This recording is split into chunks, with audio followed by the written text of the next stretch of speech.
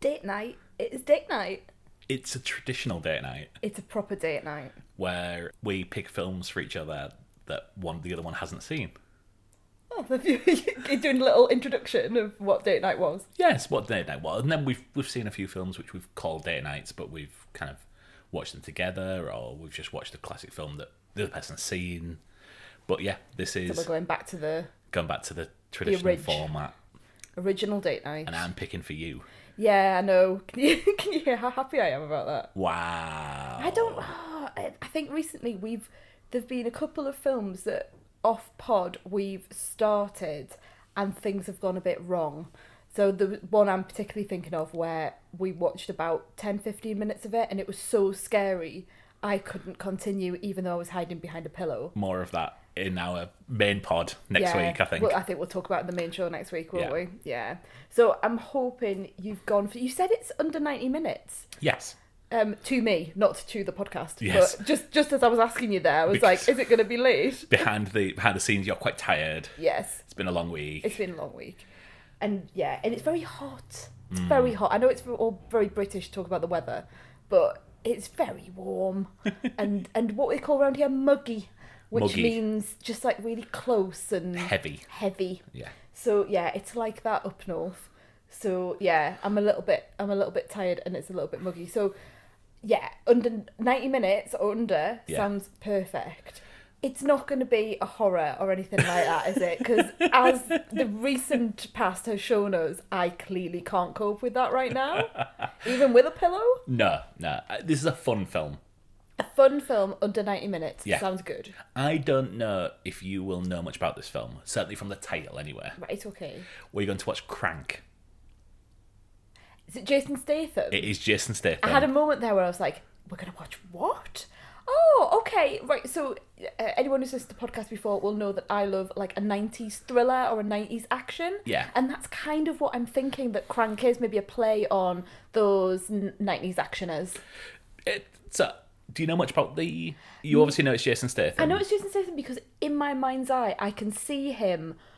Now, he's either at a phone booth, but I might be thinking about Colin Farrell and phone booth, or he's in like a tube station or something like that. He's there's like you know how sometimes on the back of posters, not the back of posters, in the background on a poster, they've done something to make it look like the person is travelling, so there's like lines behind them. That's kind of what I know I'm not explaining that very well, but that's kind of what I can see. I can see him in, like, him on the poster with like this a representation of being at speed behind him. That's really interesting. Okay. Well, we will come back to that. Excellent. Should we go watch it then? Yeah. Fab. Cool. Well, we'll see you on the other side. See you then. My name is Chev Chelios, and today's the day that I die. But I'm getting a little ahead of myself. I've been poisoned with some kind of Chinese synthetic. You gotta do something for me, Doc. They gave you the Beijing cocktail. It's cutting off your adrenaline. If you stop, you die. Now, I've got 1 hour to settle a score. Say goodbye to my girl, and go out with a little style. All I have to do is stay alive long enough to make it happen. Juice me. Clear? Where's Baron? I don't know where he is. You're so stressed out. What's the matter? I need to tell you something. I'm a professional hitman. If you're gonna break up with me, at least you can tell me the truth. Wait! Now, come on.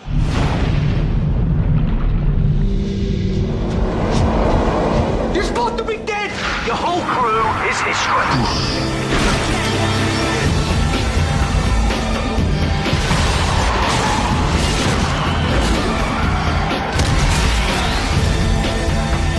The unidentified man behind today's mayhem is making his last stand.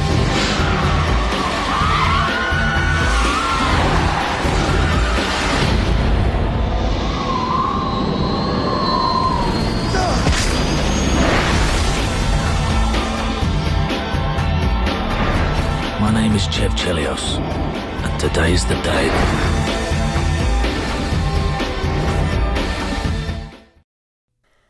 feel like I need to go and lie down in an incredibly dark room. You know, like one of those rooms that are like sensory deprivation. That's where I need to be right now. It is a lot of sensory overload, that film. My eyes. Like right from the beginning, it's just, yeah. What is that? What is it called? You'll know this. Like when you're, because it wasn't just first person perspective.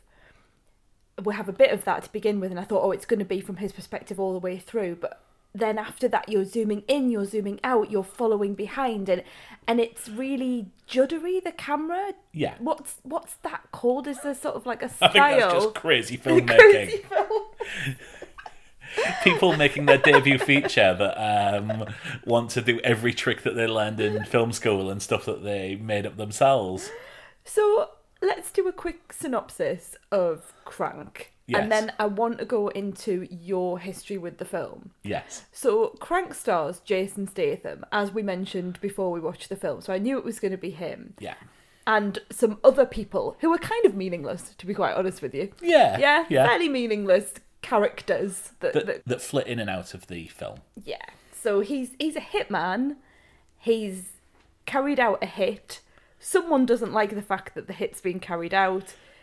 This is not important. Yeah, I know, but I feel I should sort of like give an overview of what has occurred before we get into it. He's a hitman that has some enemies. Yeah. Who have injected him with a drug. Yes. Which makes essentially him, Keanu Reeves, and his heart the boss in Speed. Yeah. Yeah, so he's got to keep going. He's got to have adrenaline running through him. Or when he slows down, he's dying. Yes. Yeah, but he's dying anyway. This seems to be the thing, that there is no antidote, and he was meant to die within an hour, and then he's still going. Everyone's like, how are you still going? Yes. But all the while they're saying to him, you're not going to last this. And then he's carrying out revenge on the person who has injected him. Yeah. And that's it. The end. Yes. Okay, thanks a lot. End of podcast. So when did you come across Crank? I came across Crank when it first came out in 2006. Did you see it at the cinema? I didn't. I think I saw it on... There was a Lost podcast that was really into it, and I think I watched it on DVD rental, on one of those ones where you sent away for a DVD. Oh, like Love Film? Yeah, it was Love Film. Yeah. It would have been either Love Film or Blockbuster, Oh, because they both sent to the same service. Well, you got a little DVD sent to you in the post. A You little had so paper, many days. little paper thing. Yeah. No, you got as long as you want. Oh, did you? Yeah. I thought you had like 30 days to watch it and then return it, but maybe I'm... Only if you were on their free trial. That would be it. Yeah, that would be me. Yeah. Yes, I watched it. And being 26 at the time, absolutely loved it, because this is a absolute 26-year-old boy's film. It's so interesting, because when I was watching it, my first line to you was going to be, this feels like the sort of film that the lads I hung around with in my early 20s would have absolutely loved. And I would have loved it as well. I would have sat in probably a dodgy house share watching this film over and over again. We would be sticking it on in a night time, sticking it on a Sunday afternoon, and everyone would know the lines, so there'd be major lines from it, and would quote it back to each other. It feels like a film of that era to me. 15 years ago, or well, probably 13 years ago, I could definitely have quoted lines from this. It's been a long time since I've seen it, but yeah, I could have quoted lines from this. Like, need something begins with an A, England, things like that.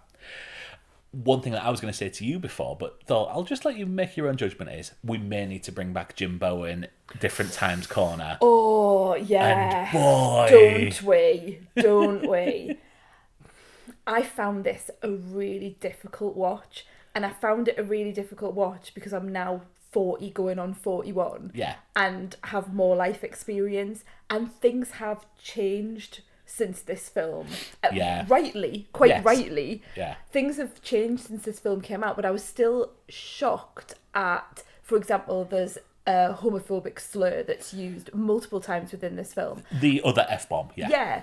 And I was thinking, was it deemed acceptable in 2006 for that to be used? Because it still feels, it's not like, not that it should be an excuse, but we know that films of old had all sorts of things going. I mean, I was watching West Side Story the other day, obviously a film from the early 1960s, and the actors have darkened their skin. Certain ones have darkened their skin, and something that wouldn't be done now. And you sort of look back with different eyes, but that's in the 60s, you know, where again, there's no excuse, but you understand the context of what was occurring at the time.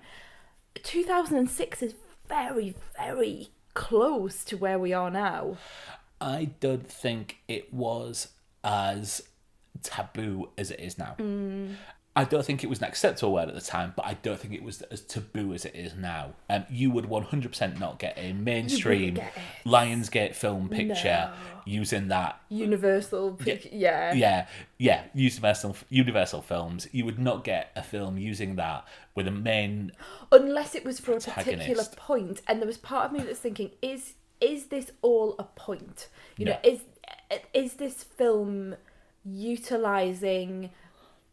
Not that the slow would be a trope, but utilising tropes and utilising language to make a point about the people or the character or the time. And I was trying to forgive it a number of things, or trying to give it the benefit of the doubt, thinking, is this a political point? Is this a satirical point?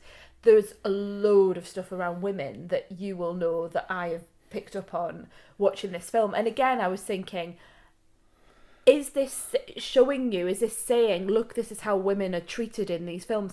But I genuinely couldn't, you know, even with my most generous hat on, I couldn't find that within it.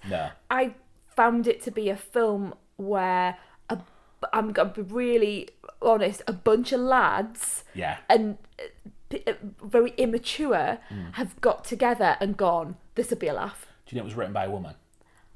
No, it wasn't at all. I'm lying. Look at my face. I was like, how do I come back from that? Of course it's how not. How do I come back from that? Of course it's not. It was written by both the directors. Because you know what? I specifically looked at the credits, and I was looking for women in the credits, and the only women I could spot were the casting directors. Okay. When I first came up. But because the directors...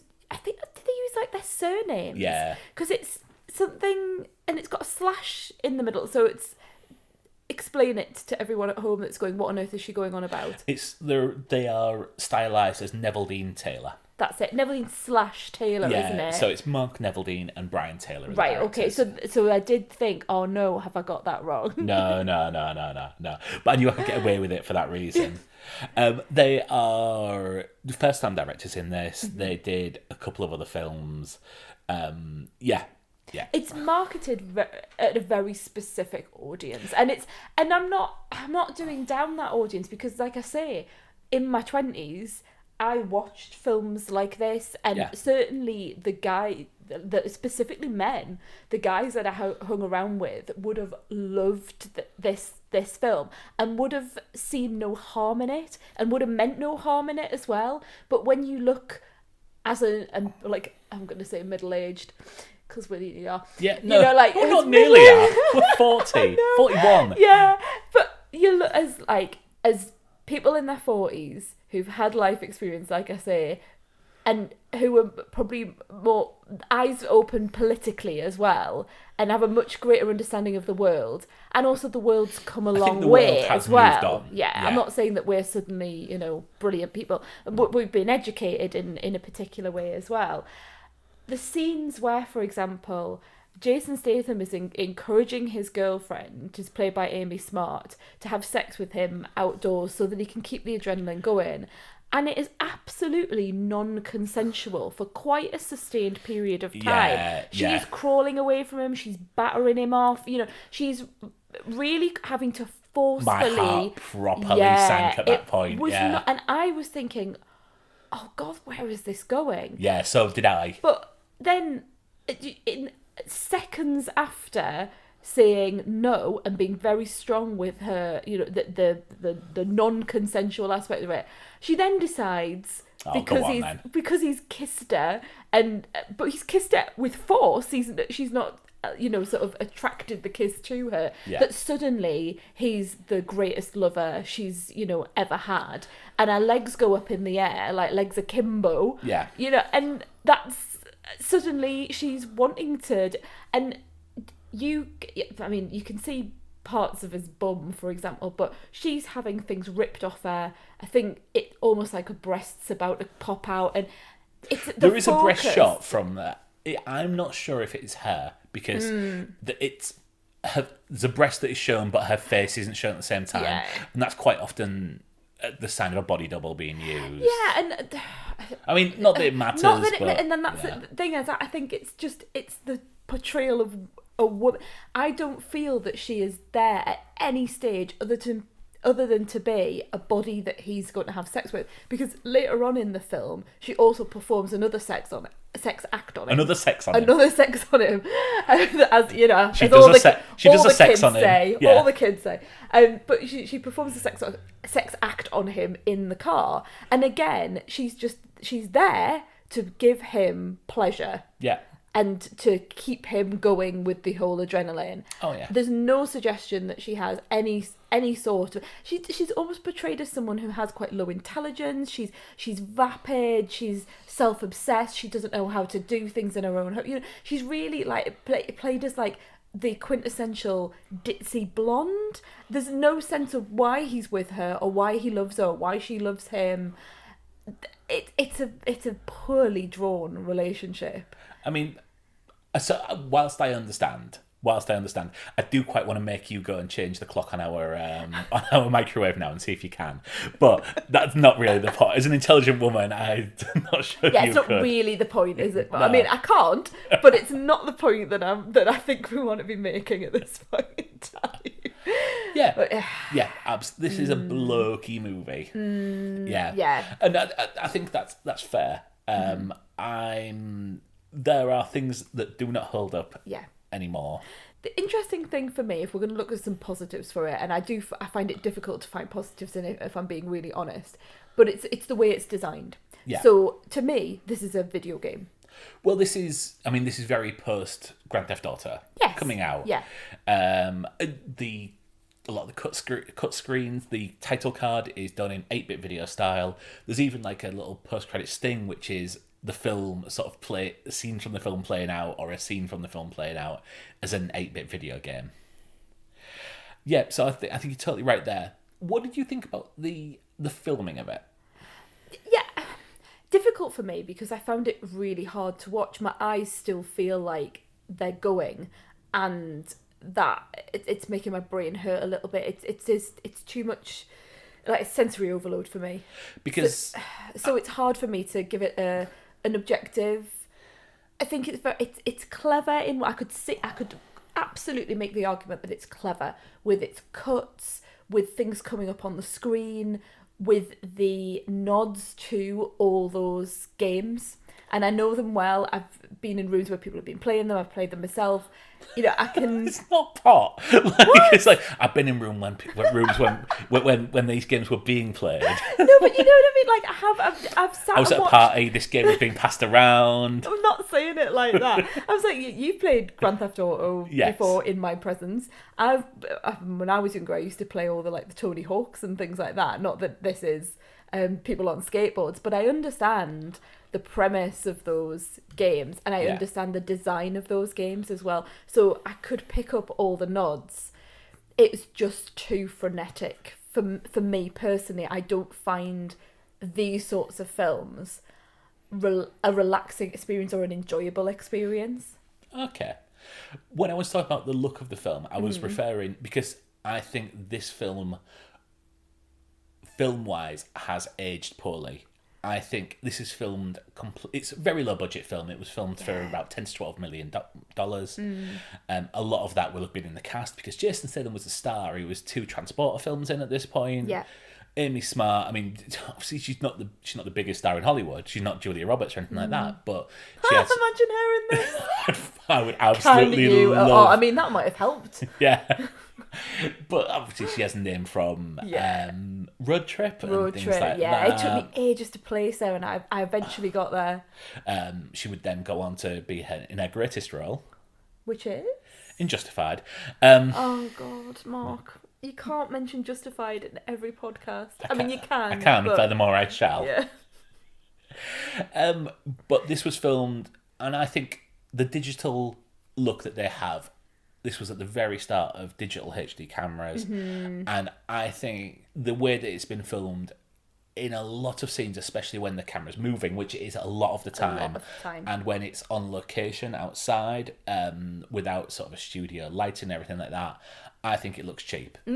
Yes. Yeah, there were times when I felt that, I mean, you can't call them scenes because it's just on the move all the time, but there are cuts where it just looks like it's maybe sixth formers filming. I mean, that's kind of how it felt. You know what, where they have a map and it's Google Maps and it moves along with the Google Maps logo in the corner. It's not even that, with the copyright 2006 as well. I said, it's not even that, because that to me just is a nod to the video game. It's more where, like you say, they're on the move, they're filming them as they're running down the street, and it really does feel like someone's just got their iPhone out and filmed. So, well, I mean, and that's the thing. I think the camera work that's happening now, in current day, a top-end phone will give a better look than this. There have been far better filmmakers than Neville Dean Taylor who've been caught out by digital. Have you ever seen Public Enemies? No. Is that Colin Farrell? No. Oh. I was a bit slightly obsessed with Colin Farrell tonight, apparently. What? Public Enemies. It's Christian Bale and Johnny Depp. It's a Michael Mann film.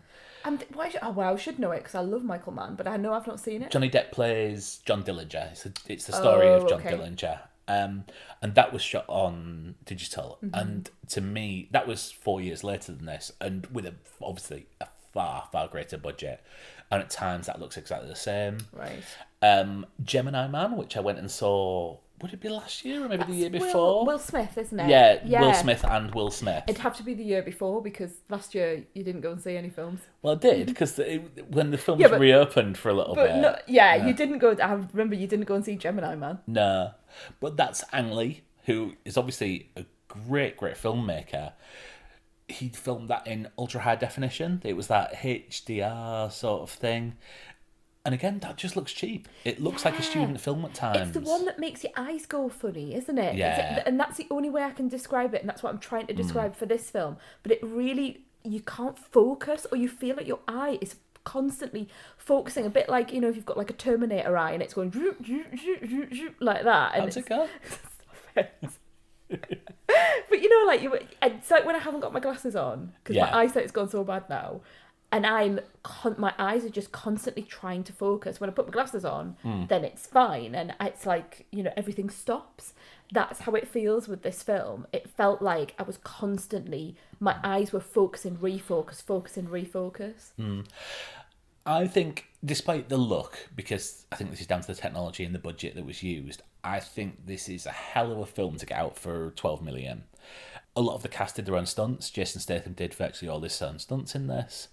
And it shows, I'm like, when he is riding on the back of a motorcycle, you can see it is him on the back of a motorcycle. He is a brilliant action hero. Yeah. Even though I didn't particularly feel that he was heroic in this, given you don't have much to hang your hat on with. He's a hitman, and some, like John Wick, for example, you really get behind John Wick, don't you? Because someone kills his dog, and all of those sorts of things, and his wife, he's got a tragic backstory with his wife and things like that, hasn't he? I haven't seen John Wick in ages, so this is probably all wrong. But he's a very sympathetic character, even though he's got a particular lifestyle in terms of hitman. Yeah. And you see that in a lot of films where people are very violent. They have jobs that, you know, perhaps wouldn't be seen in a heroic manner, but they're anti-heroes, and you get behind them. I really didn't have much to get behind with this. I didn't really know anything about him that would lead me to believe that it wasn't wasn't sort of an alright thing, that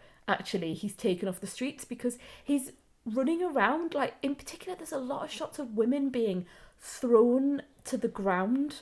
I don't know if you noticed this as a man, but as a woman, I really found myself getting quite upset at the fact that he was bumping into people, he was throwing people around. There was a lot of as you swear, bitch quite a lot in the film, and there seemed to be this real sense of women, and there were men who had exactly the same thing happen to them as well, but I think it's when you see these vulnerable sort of older or younger women being thrown to the ground.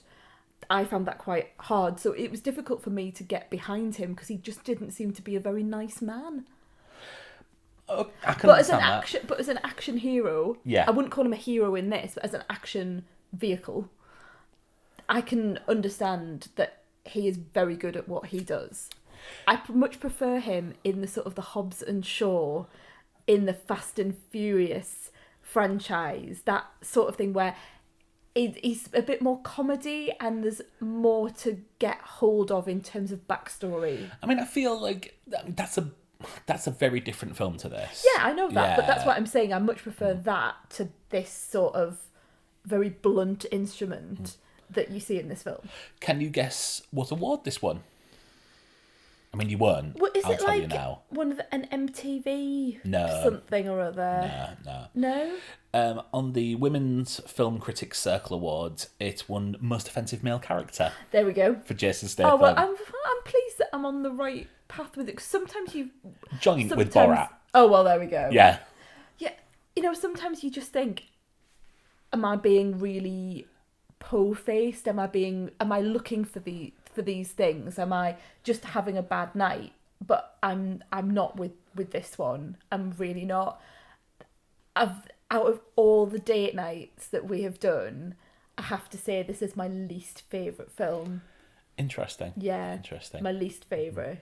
So let's go third act things. Okay. I mean, the plot just happens. Oh, yeah. But what did you make of the ending? Because this is not your typical Hollywood ending. No, but I never thought it was going to be. Just the way, they kept setting up that he was going to die. I knew there was be a twist at the end with the guy that he was meant to have hit at the beginning. Yeah. He didn't. You see that in a flashback, so they're letting you know that that's going to happen anyway. He comes to his rescue, sort of, in inverted commas. Everyone gets killed, and he falls to his death on the way, phoning his girlfriend, who he doesn't seem to have that much love for, and then hits the ground. And then are you meant to believe that he might still be alive because you can hear the beating of the heart? Well, he blinks when he falls down to the ground. I thought he was blinking in terms of like, I'm blinking and dying, sort of like. Well, would it surprise you to tell? Would it surprise Oh no! you? Are you going to talk about a sequel? There is a sequel. Oh, no. Crank 2. Right. Tagline: He died. He got better. Right. Same people. Same people. If you thought this was a balls to the wall film, that is 4 times more. It has to be, doesn't it, for a sequel? Me, Neil, I mean, people who listen to the podcast won't know any of these people, but me, Neil, Adam, Rich Fisher, all went to watch it at the cinema. I love the fact you just listed all your mates there. Yeah. I think only me and Neil had actually seen Crank at the time, but I was so excited, I dragged them all to the cinema. Me and Neil will still quote to each other, "Fuck your fucking balls, Chev Chelios." Lovely. Which is a line. I mean, you're never going to see the sequel, are you? No, Mark, I'm not. Which is a line read out by Biling. Oh, really? Is Biling in it? Yeah. Who else is in the sequel then? Okay. So, is the cast gone up in the sequel? Has it brought more people to it? No. All right. Okay. No. I mean, you did let out a laugh for one of the appearances. Oh, in I this. did. Oh, I nearly forgot about this. I was starting to wind up this episode, but no, we've got to keep going. Linkin Park turns up. Yeah, the sadly missed Chester Bennington. Yeah, lovely Chester Bennington, who sadly left us a few years back, didn't he? Yeah, has a cameo as Pharmacy Stoner. Yeah. I mean, he's on screen for quite a while. You squealed when he appeared on screen. I know, because there's a lot of sort of like new metal being played in the background, not necessarily with any lyrics, not necessarily with any words, but very sort of hardcore video game music, and I can understand why he would be in it as like a cameo performance. Yes. Did Linkin Park do anything on the soundtrack? Because I didn't hear anything. So. No. Yeah. I don't think so. This also has Glenn Howerton, who plays Dennis in It's Always Sunny in Philadelphia. So I don't know him. He's the doctor who is getting him the ephedrine from out the cupboard whilst there is a guy on a stretcher. And a first role for Eddie. I'm going to butcher this name, but The taxi driver. Eddie Gathegi. Yeah. Who- Why do I know him? So he's in the Twilight films. Of course he is. You know what? It's the eyes. Yeah. He's got such piercing eyes, and Yeah. they use that so much in the Twilight films. Obviously, the vampires. So I'm going to bring up Crank 2, and we're going to go through some of the people that are in there. Lovely. So we've got Amy Smart returns. Of course she does. Clifton Collins Jr. is in it. Oh really? Oh, of course he would. He would be in something like this. I really like Clifton Collins Jr. A lot of the cast from this reappear, but Biling, David Carradine, Fair enough. Corey Haim, Really? yeah, Okay. Jerry Horner, aka Jerry Halliwell. I was about to say who's Jerry Hop, but yeah. So Jerry Halliwell, Roxo. Jerry Halliwell plays Chef Chelios's mum. Oh, like in a flashback? Well, I mean, so with Crank 2, with this being made, I remember there was a series, and it was like a blogger account. This dates the film, and it was people who went and took pictures on a film set, and I remember like it breaking in whatever circle it was that the pictures they took was Jason Statham with a rubber Jason Statham mask on, walking around like a miniature town. This is very odd. Yeah, and everyone's like, what the hell is going on? And yeah, just in the middle of a thing, so I'm going to spoil Crank 2 if you ever want to watch it. Carry on, Mark, carry on. So someone steals his now indestructible heart and replaces it with a metal heart that he needs to keep electrified. So instead of just the adrenaline going, he then needs to keep electrified. I don't understand. And at one point, he electrifies himself so much that he goes into a dream sequence where he's on a Jerry Springer type show with his mum, who is Jerry Halliwell. In another one, he does it so that he becomes in sort of a Godzilla fight, and he is wearing a rubber Jason Statham suit in a fight with another guy, but in like a tiny town, like old style Godzilla films. I'm so glad I'm not going to watch this film. John Delancey's in it. Who's that? He's Q from Star Trek. Oh, okay, yes. Yeah. I mean, Dwight Yoakam comes back as Doctor. So there's quite a lot of people that are more well known than the character actors that are in this one. Oh yeah, I mean this was a cult success. This made like 4 times its budget. Right. So this is a film that I still imagine will play like late it's night. So not things. what I expected it to be. Chester Bennington comes back. Of course he does. That's good. Keith Jardine, who is I think he's a UFC fighter. I know the name. Yeah. But yeah, I'm slightly disappointed because I really thought I was going to get an Air Force One type drama. Or, do you know what I mean? Like, or Under Siege, because you watched that the other day and you were talking to me about it. And I thought, oh, maybe Crank's like it, or like in Phone Booth that I mentioned before you watched the film. Thought it was going to be in that sort of area, but it's just not at all. Ron Jeremy's in it. God, you're just going to keep reading out these people. Yes, absolutely. Yeah. Okay, time to stop. Okay. It's late. My brain is frazzled with this very eclectic, frenetic film. So, go on then. Give it a star rating. It's a 1 star for me. Wow. Yeah, genuinely, I think it's... You're saying there's absolutely nothing... It's incredible. No, I've said that it would be no stars if there was nothing. 1 star for me, mainly to do with the problematic aspects of it, but also because I found it a really difficult watch. Not because of that, just because it was there's just too much going on for me. The design of the film, the cinematography, everything about it, I couldn't cope with that. It was like watching someone play a game for an hour and a half when you're in the corner of the room and you're really bored and actually you just want to get out of the house and go for a walk, and that's how I felt. So I'm gonna say this is... I mean, you hate sensory overload. So I think if I'm going to put words in your mouth, I shouldn't, go on then. I think it's like having a game in front of you, the radio on to the left, some music onto the side, totally. and then your friends having conversation behind you. That's exactly right. Yeah. And maybe a dog barking in the distance or something that I can hear, but no one else can hear. And I'm going, can you hear that dog? Oh, the phone's ringing. Yeah. Oh, don't. Oh, no. Right. I need to go and lie down. Should have seen this coming, really, shouldn't I, in hindsight? So, a big recommendation from you then. Yes. Oh, I loved it. Oh, yes. Let's watch it again. Every weekend. I think That's this the is, film for me. for me, this is still a 3.5-star film. Well, it would be for you. Obviously taking out the problematic elements. Oh, you taking and that things away? Right. Because... Can you do that? Can you do that? Is that, is that a true...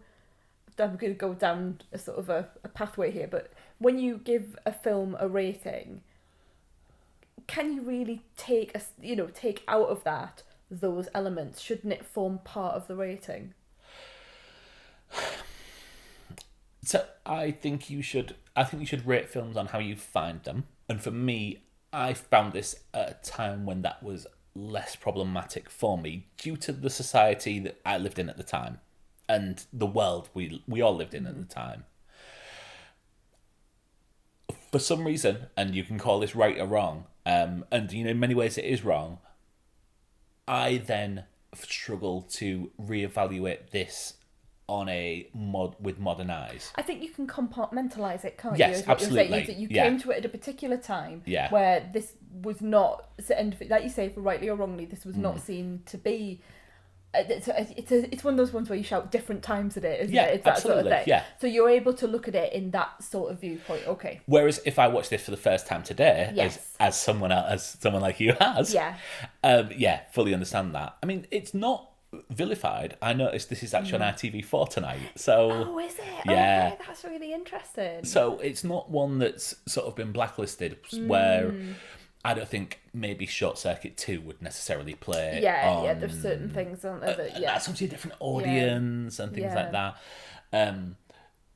Well, there's a whole thing about, I mean, we could go into this forever, couldn't we? There's a whole thing about censorship and the reevaluation of films, and that we're seeing when we're putting things on now that certain films, I think we've talked about it before on the podcast, they have a note with them now to say that there are depictions that would be deemed to be offensive now. And that a lot of things where people are saying, but these are classics. These are beautiful classics that the family all got around the living room sofa to watch. On the For example, Song of the South, which was a Disney, wasn't it? A Disney film. It was a Disney film that there is still. I mean, Splash Mountain, the Disneyland ride, is based on Song of the South, but has been reassessed and would not be is not available on Disney Plus. For obvious reasons. So there are things like that, but I'm also thinking about films a bit like this one that you might just get a warning on to say, language that wouldn't be used now, the depiction of women. Gone with the Wind. Yeah. There's we can carry on. But I think there's a really interesting conversation to be had, not right here, about looking at films in a different light. And there will be films that we have talked about on the podcast that we have given like 4 stars, 5 stars to, that I'm sure in 20, 30 years' time we might look back and go, actually, at the time we didn't spot this, or it wasn't brought to our attention, or we weren't educated in that particular way, but now society again has moved forward, or we've got a much better understanding of these topic areas, and we would look back at that and go, oh, how did we not spot that? We've recently watched Bill and Ted. You watched them for the first time, and it's amazing some of the language they use. They also use the F bomb. Yes, you're absolutely right. Yeah, for what's ostensibly a kids' film. Yeah. I mean, they had their own cartoon on the Saturday morning. Who would have thought that we'd got into a conversation about the problematic aspects of films and censorship on a weekend, on an evening where probably anyone who's seen Crank and then yeah. Right, let's bring this to a close. I'm looking at the timer on the recorder and I'm thinking, wow, we've spoken much more about this than I ever thought. I was just gonna go 1 star. That was gonna be it. Okay. Right then. So thanks so much everyone for listening to this, because it's been a bit of a funny one tonight. And if you went and watched Crank, then Elaine apologises for. I apologise profoundly. You can follow us on Twitter or Instagram at The Honeymoon Pod. And you can like and subscribe to us on I'm looking at Mark on various podcasting apps. Does that make sense? I never know what to say at the end. I mean, I don't think many people have got to the end of this episode. No, I think so we've probably gone by now. But yes, if you would like to, you can subscribe, you can follow us, you can like us. You might even want to leave us a review. Yes, or a review would be nice. But please not based on this episode. Yeah, let's ignore this episode. Thanks very much, everyone. Thanks a lot. See you later. Bye.